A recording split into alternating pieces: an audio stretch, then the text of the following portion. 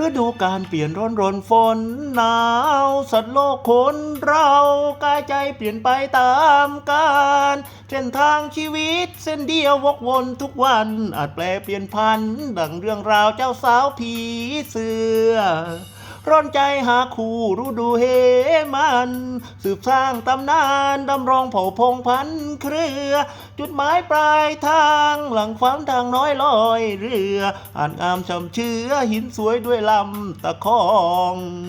บินข้ามถนนสายมิตรภาพหนาวเหน็บเจ็บอาบคราบน้ำตา